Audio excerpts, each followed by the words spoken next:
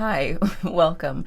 I don't know if I'll include it, but I just had a technical mishap that was hilarious. There was a whole thing that happened, so we'll see. I might include it in some outtakes. Anyway, what we're here for, we are gathered here today with two cats that are jockeying for position on the co-pilot's chair. I'm sorry, you don't have to watch.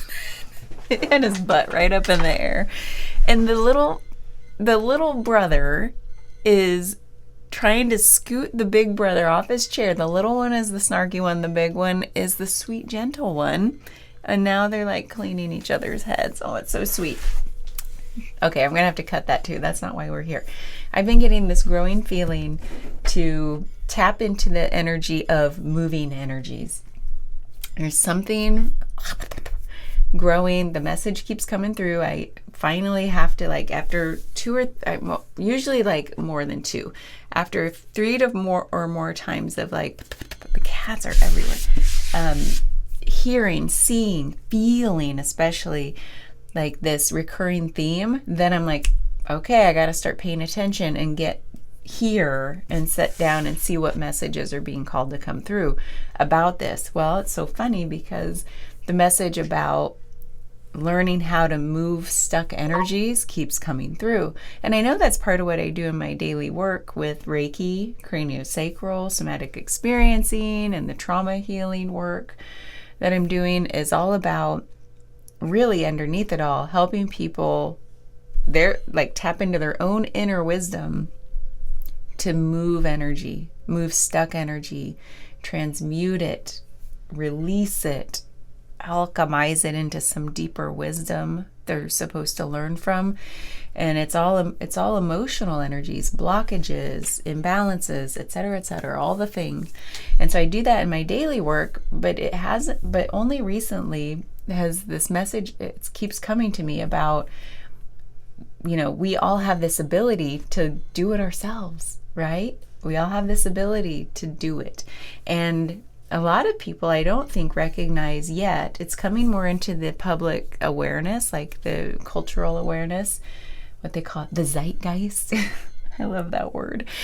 That we have this ability, and that, first of all, the awareness that it even can happen and needs to happen. Some people just feel stuck or angry all the time, or they're like stuck in grief, or whatever the big emotion is. It seems like it's all consuming. It's like you're in the fire of it. And sorry, my hand is cold. And it just feels like we're at a time now where we are being called as a collective to help unstick these energies. They're not meant to stay. It's ever changing. It's like the electrons spinning around the nucleus. Is that right? Where you can't pin them down. And when they get pinned down in our dense physical bodies, it causes dis-ease. We're uneasy. We're diseased. We're full of illness. Man, it's getting to be warm outside, and so the cats are shedding like a mofo. And so forgive me for picking them off my chapsticks. Anyway, so what I'd like to do is I'm always looking for structure. I'm like, well, if I sit down for this message to come through and I try to feel into, like, is it a one-time thing? Is it one energy that collectively we're all dealing with? No. This time, what I was called to do is use our mood map deck. It has all kinds of moods, all kinds of emotions and energies. And then maybe we'll just keep sitting down one mood at a time and go to the tarot and see, like, what are some insights into how to move this energy, how to transmute it, how to work with it, what can we learn from it? So that's what I'm being called to do, and we're just going to see how this first one goes. So thank you for being here. So you're here for a reason. Now, I don't know if this is the mood for you or if there's some other energy in a different part of the series. So let's just get to it. What energy are we being called to address right now? Ooh, introversion halt. So this is introverted. So there's something about the energy of introversion. Maybe that's isolation. Maybe it's just feeling like out of connection with people. and we'll just see what that's all about. I have a feeling these called to me. These are like daily meditation cards that help us. I think these help us move energy. So that's why they just now called to me to check my messages just in case anybody's here. So anyway, are you ready to get started? Let's go. I don't have all my babies here, but I do have a good chunk, a good number of them. So what I'd like to do is, like, what would be good for this? When we think about, I think we have to go in threes. The number 3 for harmony. Because we're harmonizing energy is what we're really doing. We're bringing things into harmony, not necessarily balance. That word is kind of overused, I think, but harmony, because we all have a different balance point. We all have different ingredients within us, different balance, like different amplitudes of energies. And really, for our health and wellness, we just want to harmonize them in the way that works best for us and through us. That's what I believe about these different energies, because we're all unique. We're all different. One size does not fit all. Okay, we have the 3 of Wands, the 2 of Cups, and the Star. You guys. Oh, overall energy. The 9 of Wands, power, perseverance. How does this have to do with the energy of introversion? What are we supposed to learn with this? We're going to peel back the layers. So the 9 of Wands is this card of like, you've been through a lot and you just have to persevere. You have a lot of internal power and fortitude. And there's something here that says you have to go it alone. You have to do it all yourself. And you're a little like worn out, burnt out. That's this card of perseverance. There's good aspects to it, but I think the shadowy aspects are like feeling like you have to do it all alone. It could be martyrdom. It could be this feeling of not knowing when or how to ask for help. And so introversion shows up that way a lot of times, like, I'm done peopling for today, you know, that's what people say, or like, I'm all peopled out and I just rather be alone with my cats. Yeah, me too, sister. Like, it's sometimes that happens. Like it's like this need to replenish your own energy for yourself in order to come into connection with other people. And that introversion has such a flavor of that, doesn't it? It's not just like, I'm shy. It's like, in modern day, you hear it all the time. Like, we are introverted because we are burnt out. Our energy just isn't there to the point where we have enough for ourselves and then enough to give other people. It's because we haven't done the self-care. So that's what I'm picking up so far with this. This totally aligns with this, like martyrdom, not asking for help, burnoutness. So whatever angle there you align with, that's what I'm picking up here. And then we have the 3 of Wands, the 2 of Cups, the Star. There's the 2 of Cups right here in the heart of our spread is connection. So that just what we talked about. The 3 of Wands says foresight and exploration. Like it's like you're looking out and you so want to come into connection for the sake of peace and healing. And the Star is this element of like, heal thyself to heal the world, heal myself to heal the world. So, oh my God, I didn't even look at those when I went on that whole spiel about like we can't go into connection. We feel like we can't extend out into friendship even when we just feel so depleted. And that's what this is all about. So how do we move that energy? Let's find out. So let's clarify the 9 of Wands a little bit more. We're just going to peel back a few layers because I don't envision these. I want this to be like a little short, little nuggets, little snacks, little intuitive snacks about moving emotional energy. So we're not going to go like forever and ever. We'll just want just enough to be useful. We have the Page of Pentacles. I said I was going to do 3s. The King of Wands. and the Seven of Cups. So for the night, when we talked about like this idea of burnout, martyrdom, just like feeling depleted, there's, oh wow, there's this like preserving your energy. So the King of Wands knows how to hold back. He knows how to, what's the word? He's not withholding. He just knows how much he needs in order to act when the time is right. He's a king of action, but he doesn't charge out there like the Knight of Swords would. He knows exactly, and fire, all of that fire energy, he's so passionate. He does want to reach out and connect. He has this capacity for all the energy. But the way he has that capacity is he knows how much to preserve, and he knows how much to have in his reserves. That's the word I was looking for. And the Page of Pentacles is saying like this with the Seven of Cups. When you have all these desires, I wonder if there's something here about when you spread your attention far and wide and you spread your energy out because you're like, I have this idea. I want to run with this. And you have lots of options. You have lots of options to pick from. It's saying whittle your attention down. Actually, it's not saying whittle. It's saying call back your attention. Call back your energy to yourself to fill up your reserves. And I think I've talked about this before. There's a wonderful meditative exercise you can do just by sitting there and thinking back to all like the last week or the last month or the last year and saying, I call back all my energy.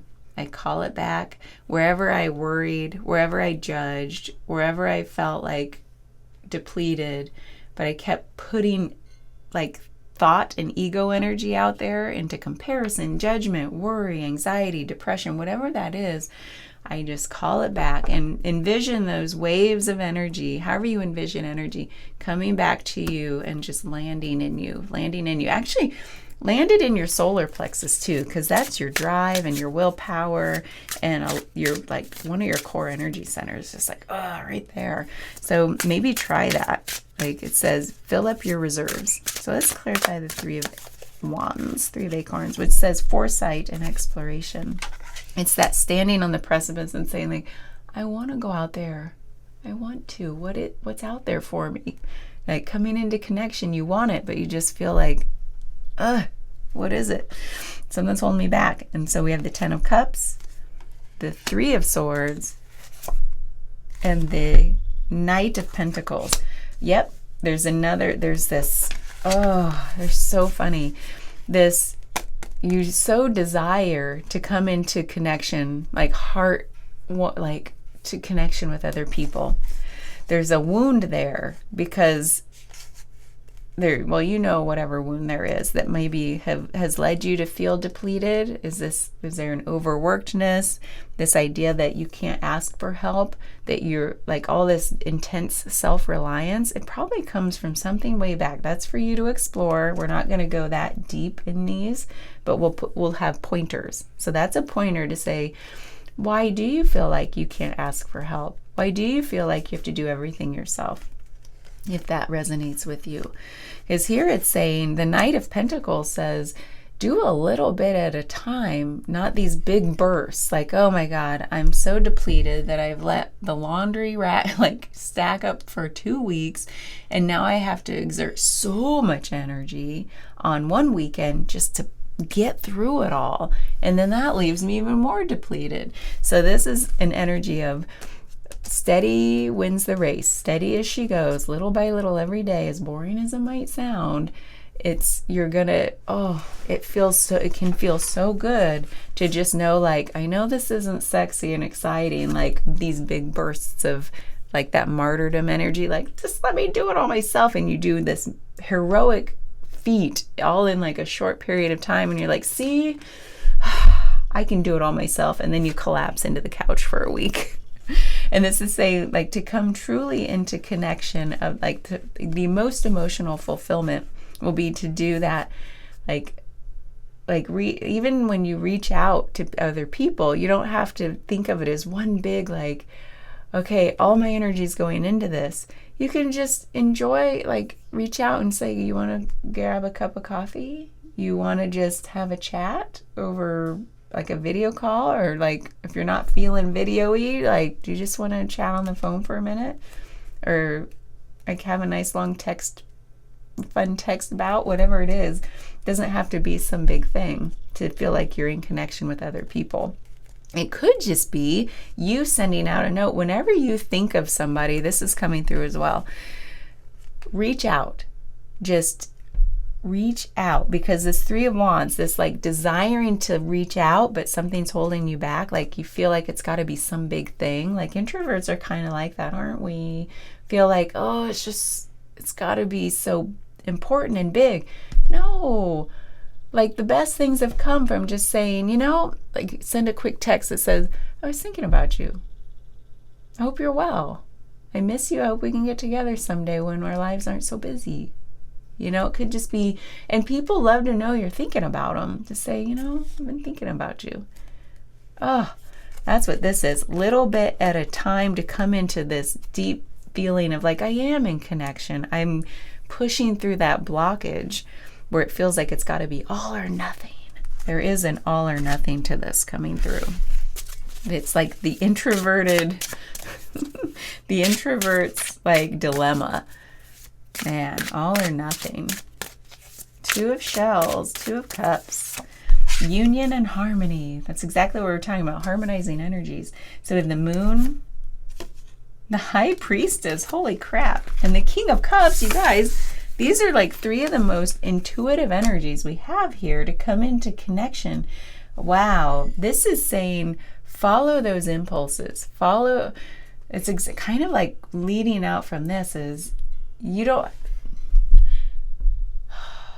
when we think of like introversion, where it's like I prefer solitude, I prefer alone time, I prefer quiet, etc. It's because you are highly intuitive, and this idea of energy exchange, this is what's coming through for this, and harmonizing energies. Other people's energies impact introverts. Yeah, yes it does, speaking from experience, like a lot. We're feelers, and I think that's sometimes why it keeps us like, I better just stay in.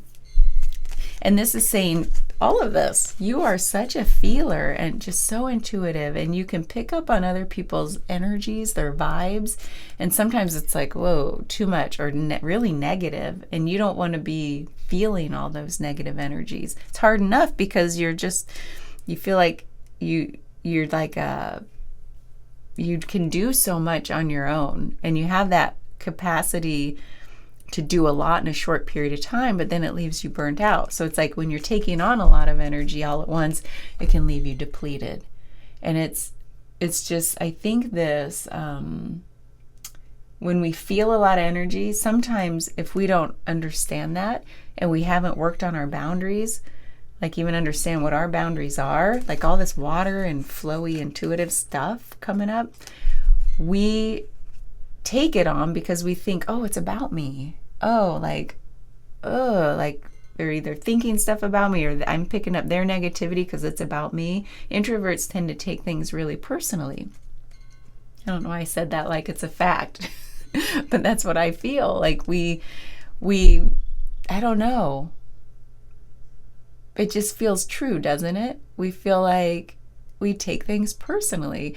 I think there's this, if you think about the two major sides of the extrovert, introvert, extroverts, you can think of like yang energy, yin yang, yin and yang. So it's the extroverts are like the outward doers, and the introverts are like the receivers. They go inside. So they take things in, and extroverts put things out. So that's just general, like big bucket ways to think about this. And so as introverts, we're constantly taking things in and taking things onto ourselves that maybe aren't, like we should have maybe a little bit firmer boundaries, like what's mine is mine, what's yours is yours.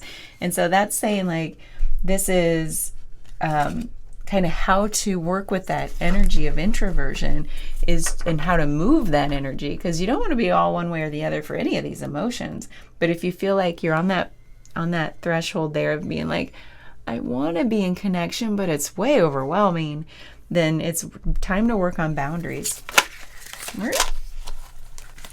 And that is easier said than done. And the way that there are lots of ways to do it depending on where you feel like you have weak boundaries. So I would do some Googling on, like, ask ChatGPT. Where do you feel like, oh, people are just negative, so I need to, like, how would you, and that's what keeps me from reaching out to being in group settings. Like, say it's a negativity thing and you're protecting your energy, right? You don't want to feel the negative vibes. Then maybe work on, like, understanding, well, what makes me feel triggered? Is it when they try to suck me into their negativity and want to gossip, maybe? So it's like, maybe that boundary, this is just an example, so we can kind of illustrate what I'm talking about. Like, maybe that boundary is working on not engaging, not acquiescing, or whatever the word is. Don't go along for the ride just to be a people pleaser, because that's another energy for introverts too, is sometimes it goes along with people pleasing. So it's like, no, practice setting a boundary. Say, like, I really want to have a conversation with you. I don't think, like, gossiping is something I'm into. I really feel like if we wouldn't say that to their face, I don't think you and I should be talking about that. Say it in whatever way feels good to you, or just say, or just excuse yourself, but that's really avoiding versus addressing. Like, when you practice boundaries, it can be so, like, strengthening. Like, it's like you prove to yourself that you can do it, and then it becomes easier and easier, and then you realize, wow, that's the boundary I've always needed to protect my energy versus running away or staying away. So maybe practice, like, voicing something you believe about, like in opposition to what you're feeling triggered about, by being in connection with other people who aren't your jam, or they're not bringing the energy you want. So that's what I mean by working on boundaries. Like, voice something that feels right to you versus sidestepping or avoiding it. That one about negativity and gossip and rumors, that one seems pretty easy and kind of universal. Like, you could say, like, I love, or you could put it in the positive and say, hey, do you mind if we switch the topic to something more, like, fun, like more interesting, just like, but make it clear. Don't just, like, switch the topic, and it could be a teaching moment. Like, they might appreciate, like, hey, I do have the capacity to have more meaningful conversations than gossip. Anyway, we'll move on. The star.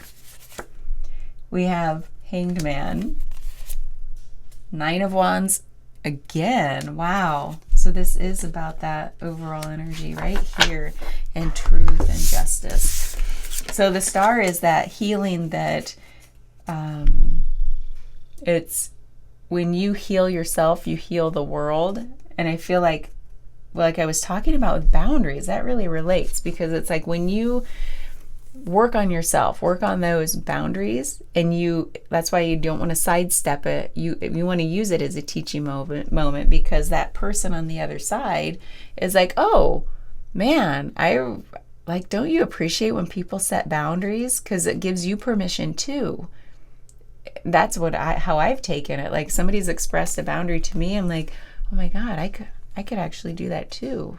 Where I've felt like, I'm a people pleaser, so I don't want to, like, say something that might be offensive to someone or rub them the wrong way. So it does this whole healing yourself to heal the world. It just helps other people know it's even possible to do these things. So the Nine of Wands, again, is that perseverance and, like, I can do it all myself. And it's bookended here by the Hanged Man and truth. So it's like really seeking, there's something here about seeking your own truth and putting yourself in these different positions to gain clarity. And I think that this is it really is a continuation of boundary work. And it's saying like, you kind of need to be in connection with other people, even if it's hard. It's like that, like put yourself in the situation for opportunities for growth. And that hangman is like, he contorts himself into, he knows he has to push through an energy in order to gain clarity. And so he contorts himself to see things from different perspectives that might be hard. And so he's like, I got to put myself out there to come up against the friction, to know how it's hitting me. Like that's what triggers are. You have to be triggered in order to like be aware of that friction. Like, oh, that feels icky. Why? And the justice is the seeker, the truth seeker that says, why does this feel bad? And I know it's the reason why I've been calling myself an introvert, but to be put in that situation and say, why do I feel this way? So that you can move through it, because this energy has to move. And it does feel like some boundary and trigger work is being called for here. Oh, wow. So let me know what you think. Well, you're going to call this done. I told you these were going to be little snacks or nuggets.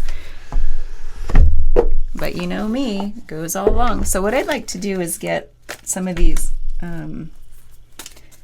These cards are good for moving energy, especially there's like breath work, meditation. There's all kinds of little tidbits here that we don't get to tap into these much. So let's have something that might help us move the energies we've talked about today. We have gratitude and appreciation. Express gratitude for 3 personal qualities or talents that you possess and appreciate about yourself. I think that's important for introverts because we feel like sometimes extroverts have all the confidence. Like why are they so confident? How does it come naturally to them? Why do they like to be with people all the time? You know, it's so funny. But I mean, those are the extreme extroverts. Like they obviously need time to replenish too. But express gratitude for 3 of your personal qualities or talents that you really appreciate about yourself. I think that's a beautiful exercise for introverts. And that might help you step out into like, yeah, I want to share these with people. We have mindfulness practices. Spend time in nature, whether it's a park, forest, or garden. Engage your senses fully by noticing the sights, sounds, smells, and textures of the natural environment. Take slow walks, touch tree bark, listen to birdsong, or observe the movement of clouds. The goal is to foster a deep connection with nature, promote relaxation, experience a sense of awe and interconnectedness.